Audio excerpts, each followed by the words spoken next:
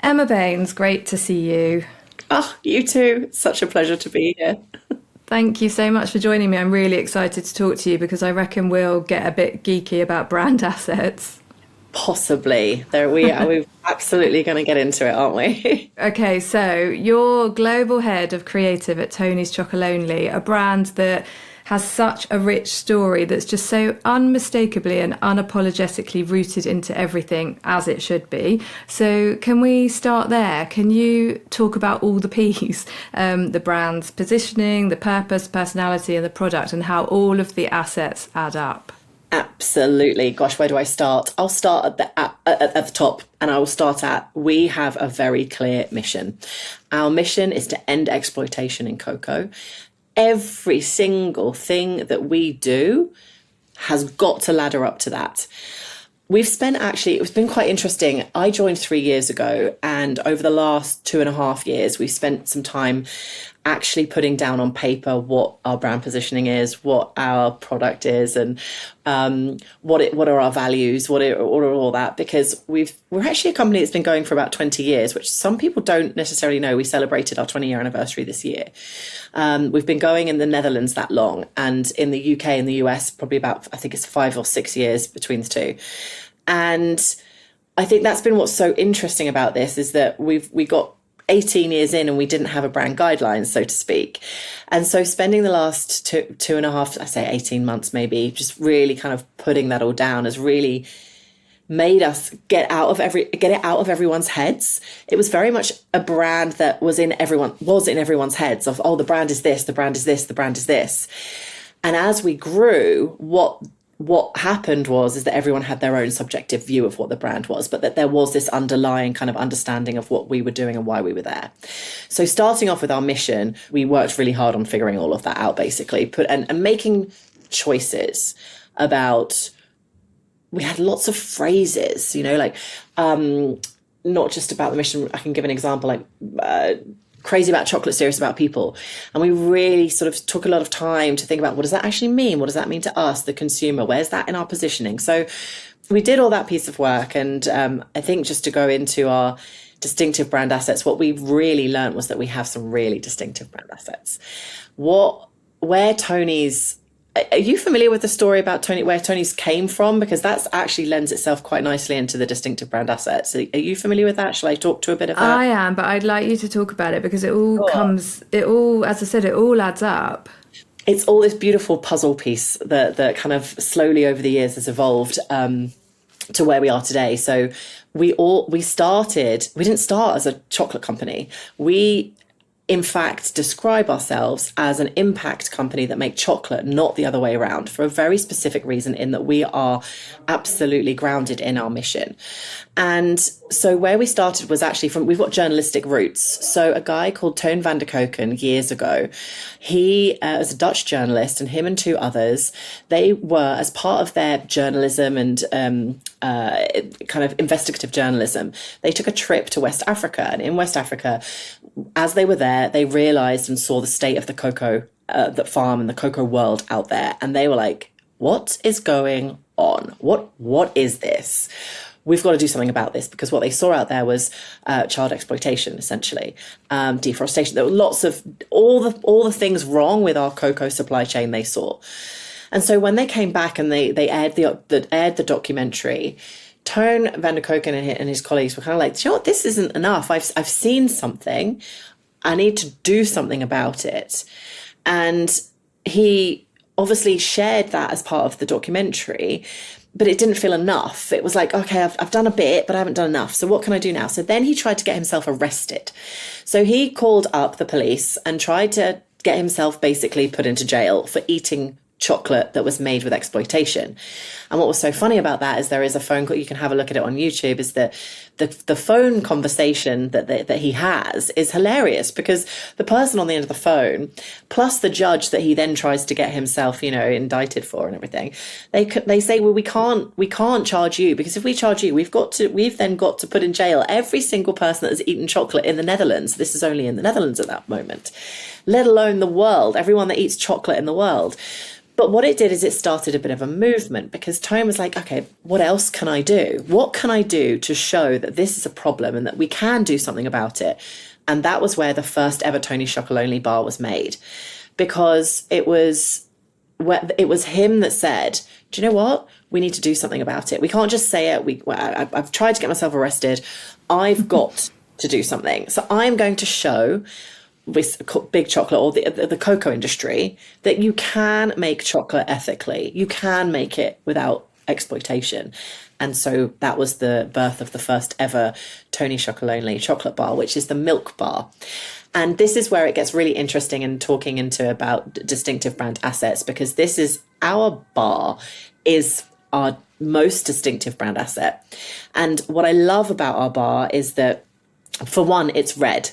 At the time, the cues for product and chocolate were that red was dark chocolate and blue was milk chocolate.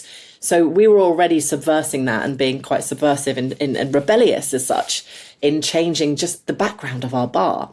We also have these beautiful hand-cut letterings that Klink was our previous creative director, and Ariane Klinkenberg, and he just hand-cut those. He had this kind of style that he thought, I need to stand out on shelf, something a bit different, and he didn't have a packaging background, which is also really interesting. So he's not going by any rules, and we broke every single rule. We don't have pictures of chocolate, gooey chocolate on our bars.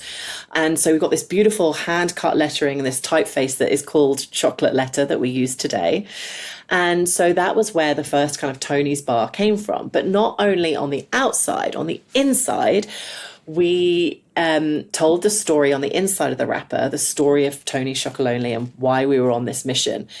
Interestingly enough, we're also called Tony Chocolonely because at that time we were the only, and still pretty much are, one of the only companies that really want to do something about this problem in the industry. And so Tony is named after Tone, Tone is Dutch Tony. And someone said, if you want to be a global brand, you need to call it Tony. And Chocolonely because we were the only ones doing it in the industry. And so we're Chocolonely, not Chocolonely. And so that was the name. And then, so we told this mission on the inside of the wrapper, which is also interesting. How can you use, your wrapper to tell a story? And these were just very, very quick decisions, by the way. To anyone, I've not done it, but anyone that is an entrepreneur that's creating an MVP, like it can sometimes just be like, you've got to do this in 2 weeks. Could you just get it out there? And that's pretty much all they had to create this chocolate bar. And then one of the other kind of really important distinctive brand assets that we have is our bar itself. It is unequally divided. Every single chunk, and it annoys people, but it creates conversation. But every single chunk is very different, and it is unequally divided to show that the cocoa industry is unequal and it is not fair. And that is also a really interesting piece of messaging that we continue to use today as well in everything that we do. It's like, how can we show that it's not fair?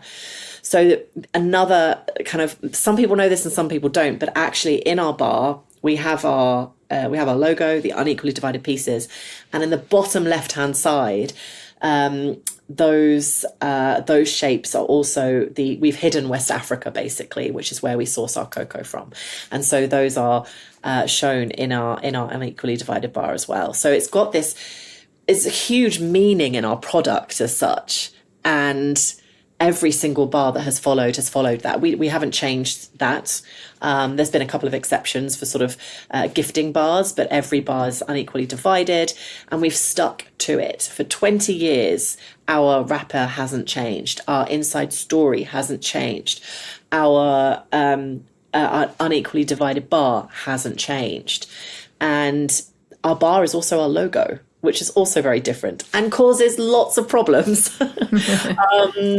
But into the technicality of it all, but yeah, that is how the bar came about. And the bar that you see on shelf today, when you walk down that aisle, and it stands out because it does, and it looks amazing as well as with the rest of the rainbow.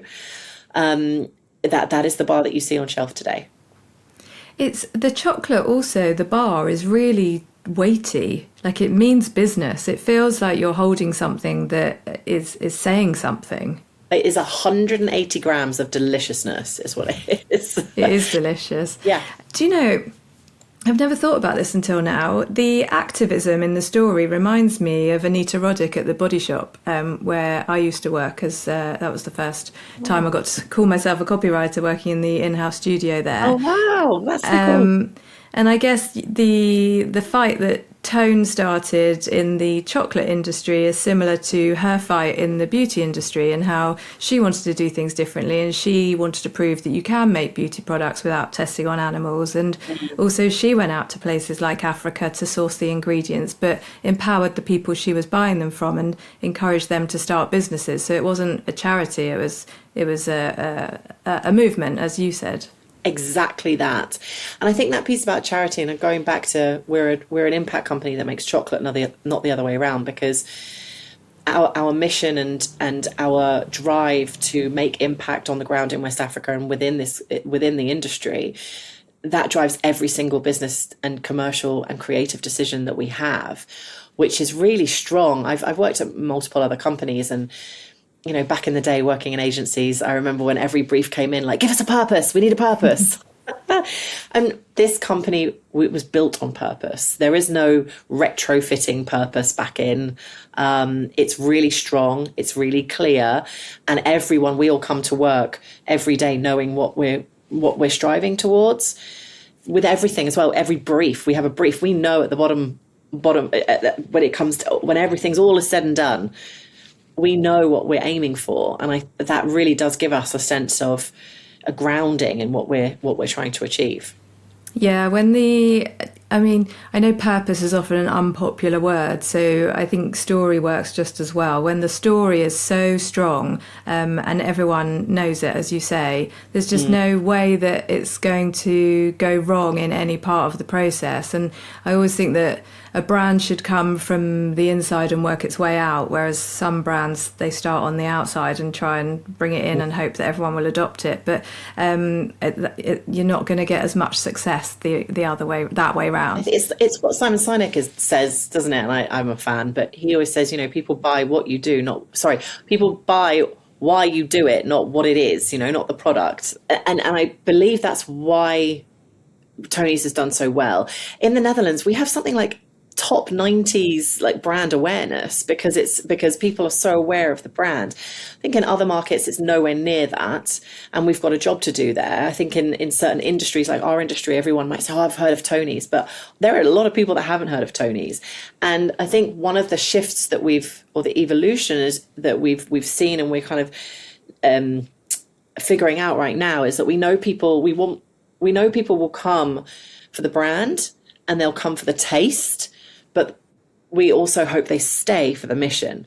We know that mission, on a shelf isn't, buy our bars, they're so ethical. That's not going to work at the point of purchase.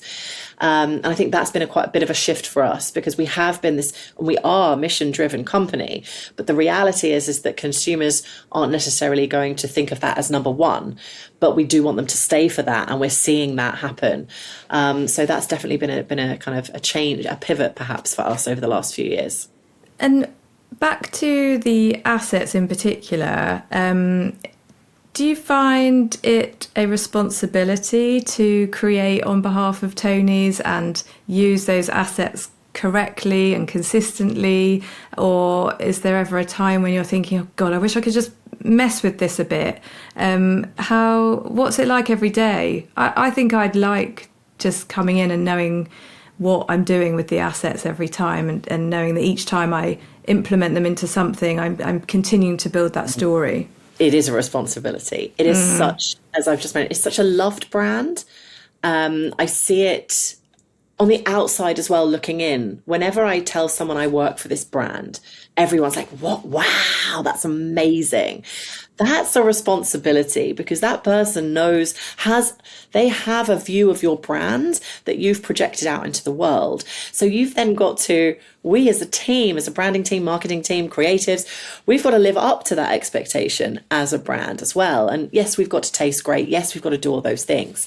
But people hold us to a high level as well, because of the purpose, because of the mission, because we want to create impact. And so I do find it a responsibility. I don't take it lightly. It's a bit like the Spider-Man. I use this quote a lot, but with great power comes great responsibility. So I'm kind of like constantly thinking, how do we evolve the brand, but also staying true to what those distinctive brand assets are. And we've identified those, and we've just talked about majority of them actually. But we also recognize that the brand as it was created 20 years ago, we are a changing brand, and the world changes, and we've got to potentially evolve and scale as our product portfolio grows. So where are those non-negotiables, and where are those things that we can tweak a little bit? I do believe though that where we have absolutely, and where we win, is because we have stuck to the things that we know work. Those distinctive brand assets that people remember. I remember that bar. That annoys me because I can't break it equally. That's great, because we want you to talk about that. That is good that people are annoyed by it, because it creates conversation. And we all know that people are more likely, I don't know the stats, I'm bad with numbers, but people know more likely that if your friend tells you, oh, it's really annoying, that bar, it's so annoying, but it tastes good, I'm more likely to buy that than seeing some advert somewhere. So we know that the power of storytelling and sharing that story as well. But yes, it is a responsibility. I think there's not many times we've strayed too far, I would say, from the brand. We have things that we need to look at. Our logo is tricky. There's like 12 colors in it, and it's actually not a vector. It's a photograph of our bar. That creates complexity. You want to put that on merch? Try again. What are you going to do with that? We don't have a black and white version of our logo. Go to any agency or any creative team and start from a brand from scratch, and you're going to get a black and white logo version. Not with us. We do things so differently, and it causes problems. But I would quote Adam Grant here in kind of a beautiful constraint, and we've definitely tried to navigate some of those things. But I think where our strength lies and any brand strength lies, is sticking to what is working and do not change it. I don't buy into creative fatigue. I don't buy into, oh, you need to be constantly evolving. We've seen the statistics and the data. I'm a fan of System 1. I love all that work and boring ads and everything. And so I just, if anything, I want to add to that list of distinctive brand assets. What's our break sound like? Because it's not like others, because as you've identified, it's chunkier. It's heavy, and it feels amazing in your hands. Like, how do we get that across to consumers? They are the important people here. They are. We'll come back to them, because you said earlier about you're serious about people, so I want to talk about that. But just quickly, what do you mean by creative fatigue? Do you mean the old, our brand's looked a certain way for so long, we want to change it? That, and the fact that I think a lot of people expect ads to change every 5 seconds. Oh, that's not working. Let's change it. Do it again. Do it again. Do it again. And there is a strength in repeatability, in that compound creativity, that we have seen the effects of that. I've just got a bar here, actually. It's a 90 gram bar, so it's a little one, cute little one. But we've seen the effects of that. That is a piece of compound creativity that for 20 years hasn't changed.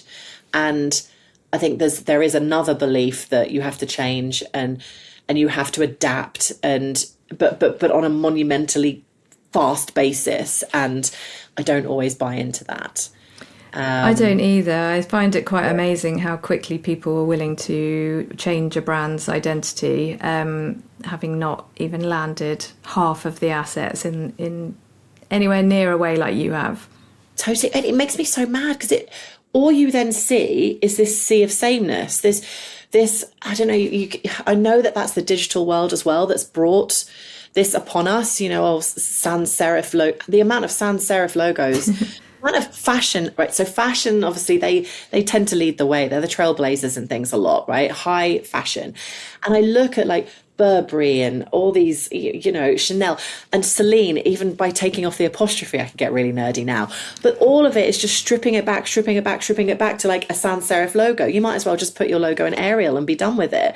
And I'm like, what? Well, we're a bit different. And that's what I prescribe to. You've got to, when others zig, you got to zag. And it might make things difficult for you. Our logo is tricky. We know we have some challenges, but it makes us different and it makes us stand out. And that is what a consumer is potentially going to notice. Potentially, they're going to notice. We're going to stand out. Yeah, also, like, that's the point. That's why you create a brand identity, to stand out, not just in your category, but in the world. And it's amazing how many brands want to fit in and not stand out.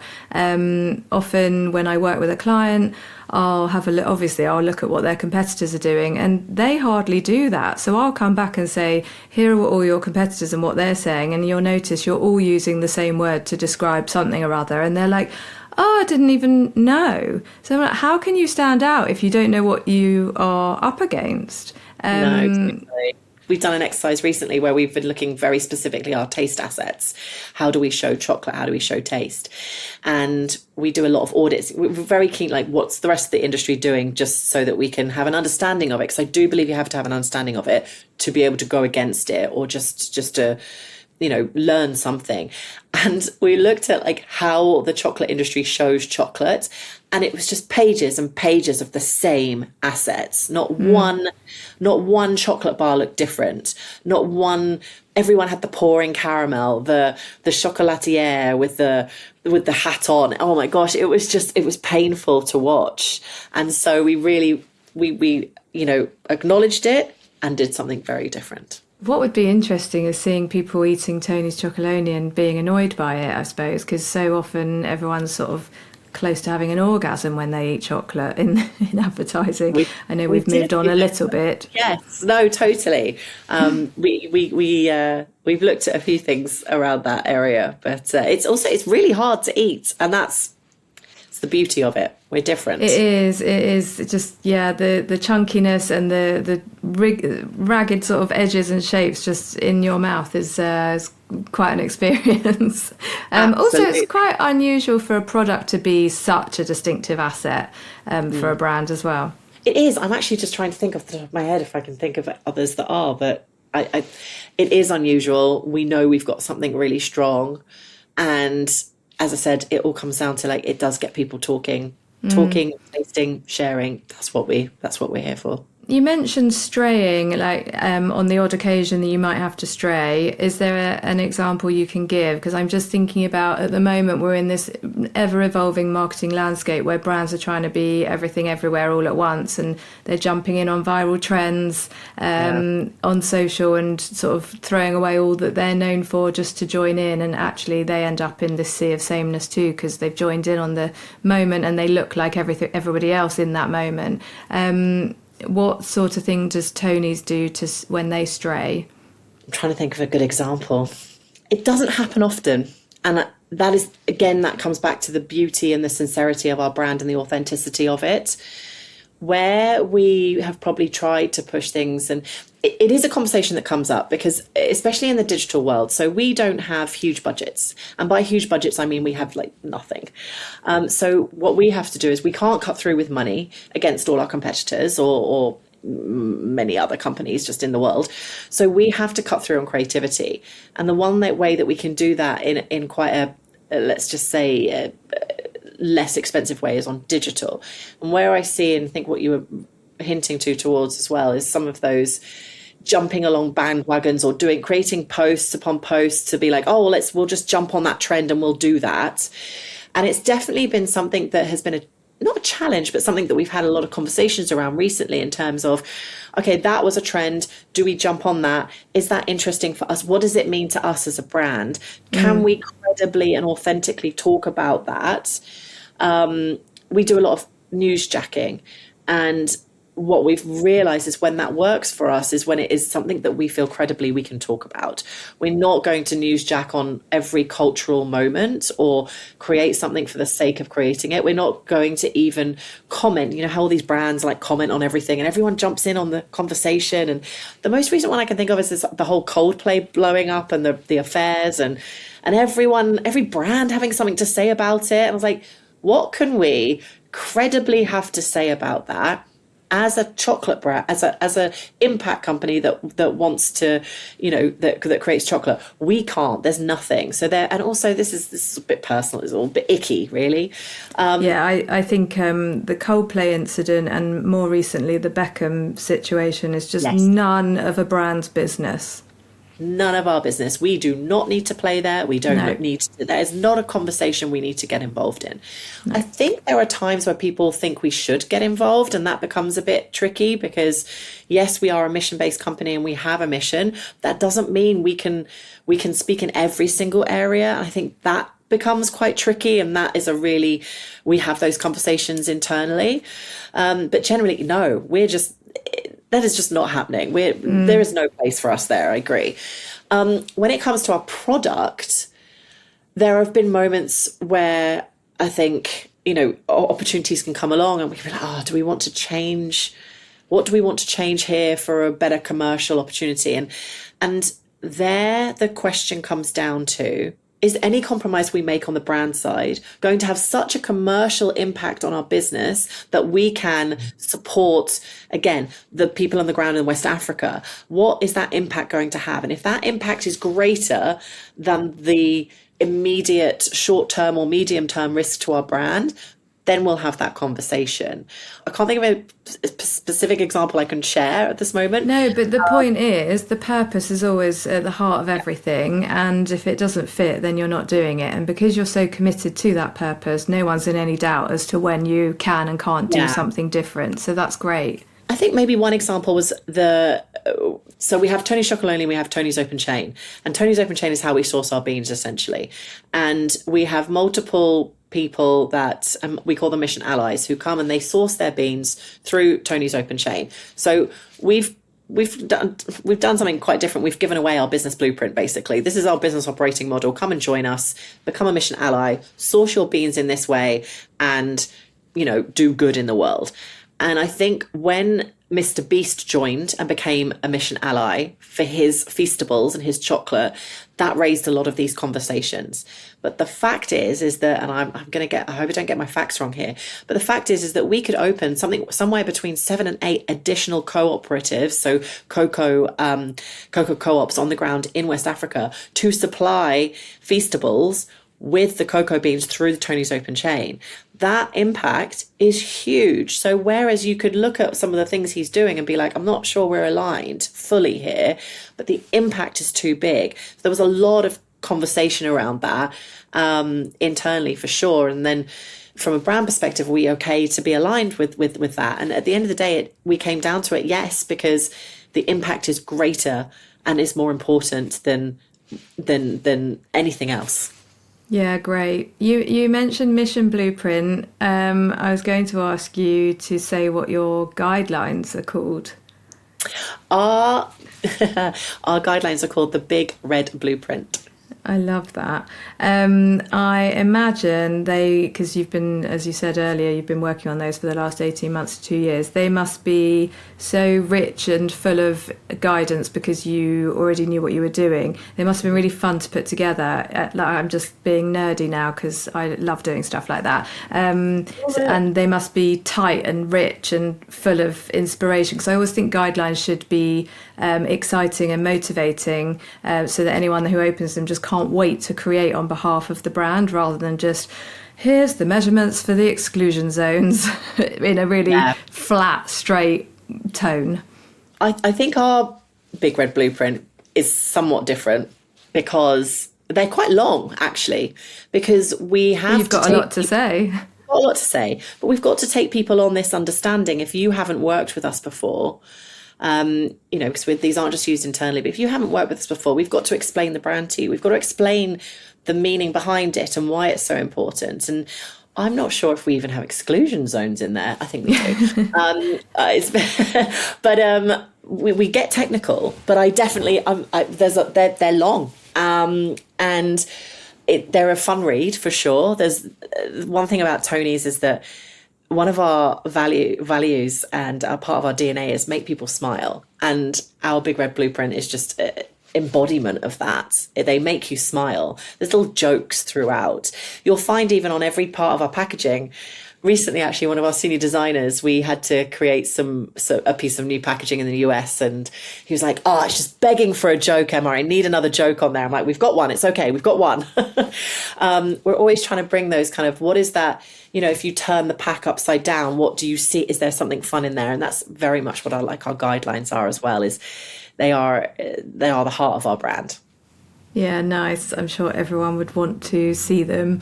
So talking about, earlier you said you're serious about people, and then you just mentioned about making people smile. I think it's really important it's always been important to put people first.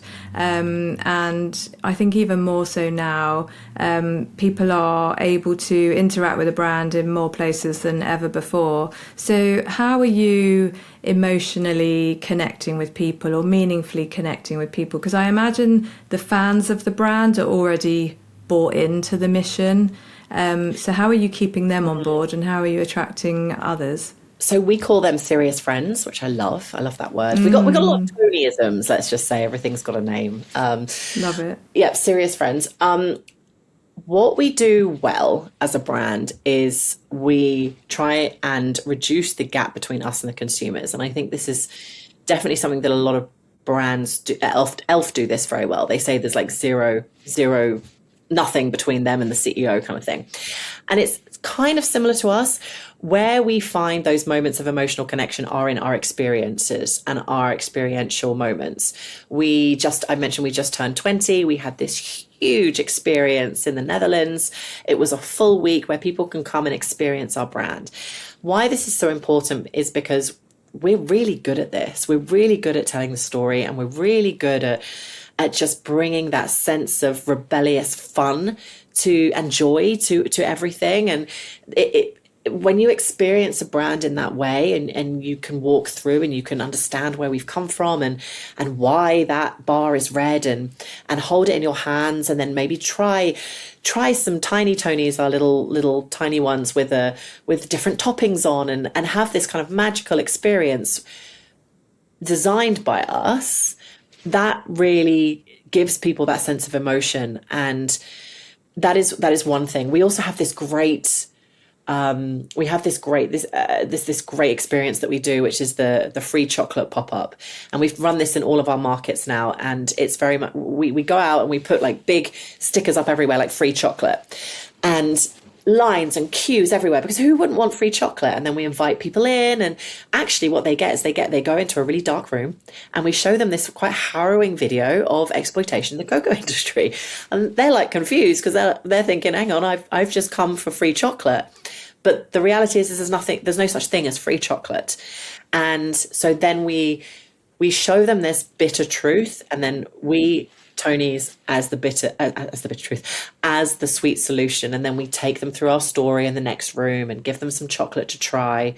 It's really important that they get it in their hands and they experience it. Sampling is very important to us, and this is one way that we do that, so that people can taste the chocolate, also see that it's good, because there is a huge perception that chocolate, if it's ethical, is going to taste disgusting. And that is not the case. And I am not saying this because I work there.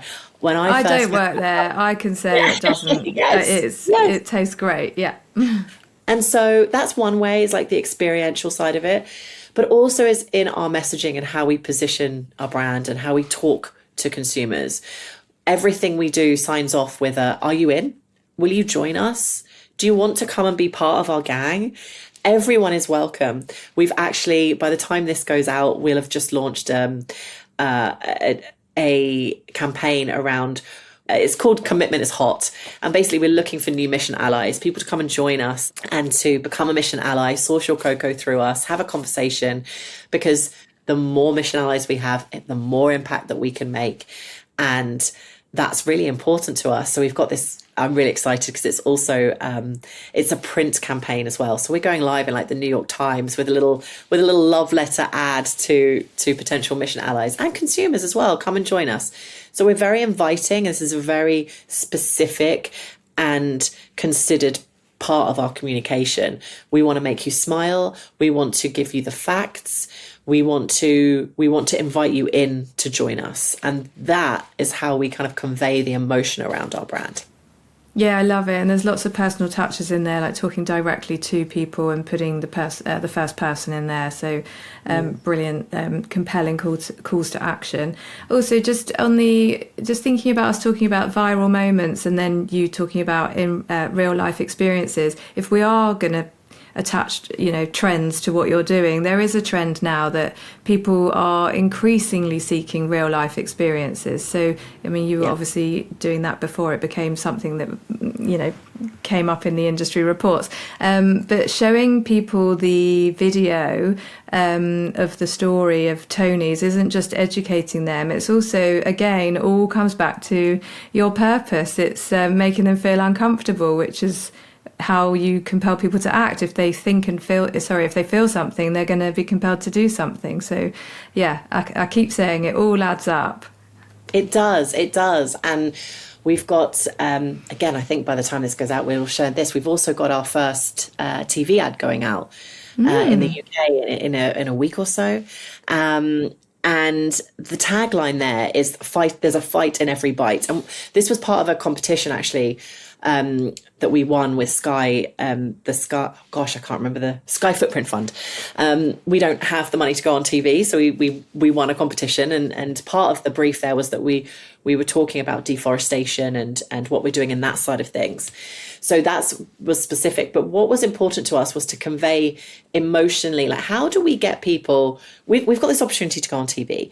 How can we get them to pick up a bar of Tony's, and just by picking up a bar of Tony's, they are doing good. They are making change, because that is essentially what's happening. And so we came up with this great line with this agency called House of Oddities in the UK, which is there's fight in every bite. And I won't spoil it if you haven't seen it by the time this comes out or when you see it, but it's basically there are wrestlers and there is chocolate and there is some questionable wrestling moves. But it was super fun. And what that it all comes down to, though, is that literally by buying Tony's Chocolonely, you are fighting exploitation in the cocoa industry. And it's as simple as that. There is a commercial aspect to it, of course. We've got to make the money to be able to, we've got to sell the chocolate to be able to have that impact. And that's why that's so important to us. So you mentioned working with House of Oddities. You also lead an in-house creative studio. So are you ever using AI? I'm just thinking you've got so many assets that you could feed into AI that I guess some people would believe it could generate something that was on brand. So why are you choosing people over AI, or is there a time that you are using AI? We do not use AI. Why not? We do not use AI. We are a brand. We're a brand that's based on hand cut lettering. Everything we've done is we have these hand cut figurines. Everything is DIY based. It's not, it just doesn't feel right to use it either. I'm sure we could generate things, and everyone in kind of internal meetings does these fun little, I created this in AI and isn't that fun? Great, cool, do that. No problem with that. The minute that becomes externally facing, I would have a problem with it. It just doesn't lend itself to our brand. How I see AI is it can help us I see it as a tool. Like if we want to be a bit faster in some areas, sure, we don't use it fully in that way at the moment. Maybe you could argue that I'm a complete Luddite, but it's not how we create things. We are a brand that has created from scratch from the very beginning. That hand cut typeface that we've used, that was created by Clink for the company, built for us. Why would we outsource that? I personally believe that AI, it just imitates, it doesn't originate. And every idea, we have this idea that we question every creative idea that we come up with internally and with our partners. We call them creative partners. Is what is the only Tony's way of doing this? What is the Tony's twist? And that comes not from an AI generated tool going, this isn't only Tony's twist. It might support some thinking. Sure, I could put into ChatGPT or Claude or something like, hey, what strengthen this thinking. But the reality is that AI can't, it's not a human brain. And AI doesn't walk out into the world and become inspired by a leaf falling off a tree and that sparks an idea in your brain. It just doesn't work like that. It's fed on ideas that are already there. So if we're looking for something that is only Tony's twist, and then AI is not the answer to that. And I don't believe that any of the campaigns that we have done could have been done by AI either. And we've been doing all right so far. So I'm not about to outsource any of those ideas to AI, to be honest. Yeah, brilliant. And again, Tony seems to be ahead of the curve because, again, the narrative is in the industry that we're just going to keep seeing more and more personal touches, human touches in creative work. And you've already got the hand-cut typeface and the DIY mindset. So if you're not losing that, then you're keeping the humanity at the heart of everything, which I suppose, again, adds up. I mean, as an ethical company, I don't know that using AI would fit there anyway. No. It's definitely something that even from we don't have access to ChatGPT. Everything got blocked with us as well. So we don't have. I think we have Copilot because we've got the Microsoft set up and everything, and that's. But it's it's the paid one and it's safe and. But it's not like we have a free for all on any of the tools either. And if we want to do something, we've got to have a business case for it. Like, how is that going to benefit us? And as I said, I'm not anti AI, but I do believe, like, on a wider scale, like this is my own personal beliefs. So, like, just because we could doesn't mean we should. And I love that line. It's from Jurassic Park, and I think that's right here. Have you seen the film Ex Machina? Because this is a film from, like, have you seen it? It's like 2014 film, and it's still. I am so scared because I'm like, yeah, just because we could doesn't mean we should. And I know that robots aren't about to take over the world tomorrow, but they might next week. And I just think if we don't even understand our own human brains enough. Why are we outsourcing that to something? Yeah, if you haven't seen Ex Machina, watch it. Anyone that's listening, it will freak you out.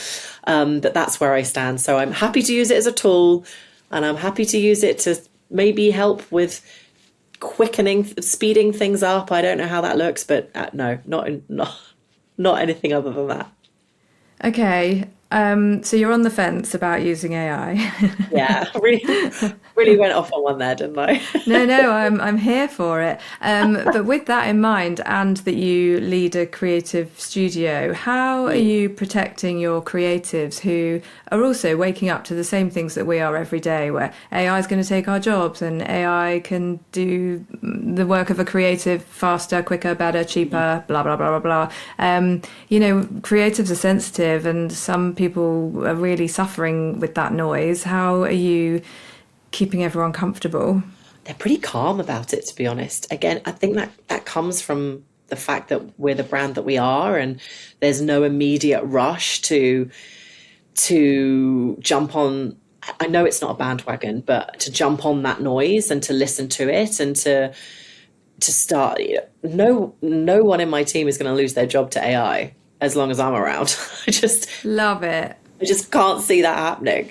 That is not a thing. And so I feel myself as well, I'm going to be honest, it's there, I'm aware of it, I will acknowledge it, and I will learn about it. And I called myself a Luddite earlier because I am. I know I need to understand it more.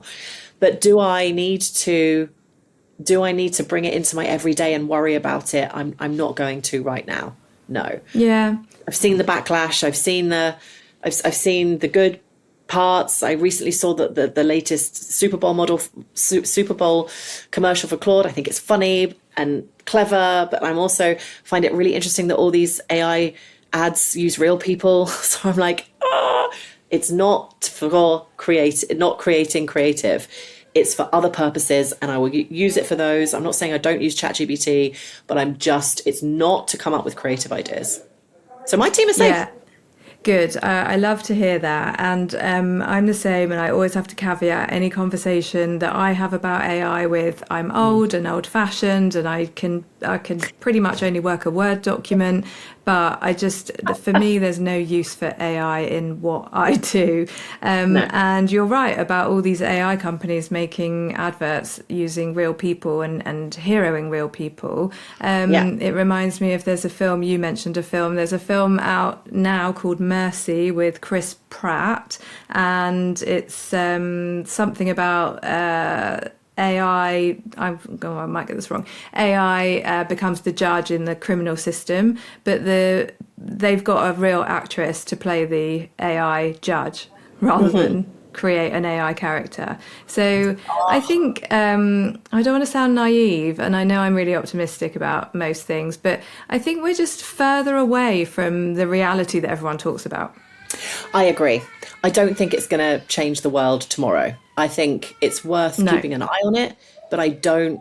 Sorry if you can hear my child in the background. He seems to be having a tantrum. I'm going to let you go in a minute. Working mum life. No, no, no. It's all good. But yeah, it's something to be aware of. It's in the vicinity. It's not going to be like Meta, and it's not just going to kind of go away and disappear. It's here to stay. But what it means for us, let's see. Yeah. Okay. Well, on that note, let's see. Thank you so much, Emma. Oh, Vicky, thank you. What a great conversation. I was like trying to take notes as well because you've inspired me with lots of things you were saying. So yeah, I appreciate that. Oh, Thank you. good. No problem. And I've made loads of notes too, and I look forward to sharing everything that you've mentioned when the episode goes out. So thanks Okay. for that.